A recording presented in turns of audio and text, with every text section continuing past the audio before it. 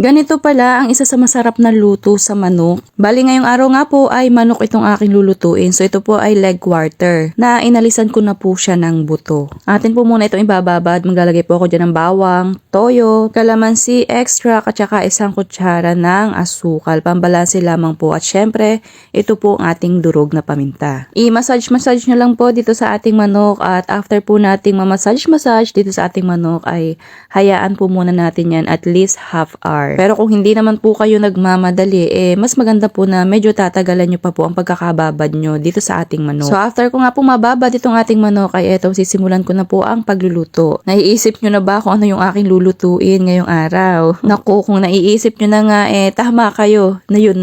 Ngayong araw nga po ay magluluto ako ng chicken bistek na first time ko nga lamang pong magagawa sa manok. Bahagi ako nga pong ginisa itong sibuyas at nilagyan ko ng konting toyo at paminta. After nyan ay iset aside po muna. At saka pareho pong kawali ay naglagay pa po ako dyan ng konting mantika at bahagya po nating ipiprito itong atin nga pong binabad na manok. Okay lang naman po kahit hindi nyo po siya alisan ng buto pero para sa akin kasi mas nanunuot yung lasa at syempre mas mabilis pong maluto kapag wala na pong buto. Medyo pag brownin lamang po natin yung magkabilang side nitong ating chicken para po mas lalong maging malasa itong ating lulutuing chicken bistek. Pagkatapos ko nga pong bahagyang maprito ay binuhos ko na dito yung pinagbabaran ko kanina at naglagay po ako dyan ng konting tubig. Halu-haluin lamang po at hayaan po ito makakulo sa katamtamang lakas lamang po ng apoy. Bali ito nga po ay first time ko lamang pong ginawa sa manok. Kasi madalas po ang ginagawa kong bistek ay karne po ng baboy. Na hindi ko rin naman po akalain na napakasarap din naman pala talagang gawin sa karneng manok.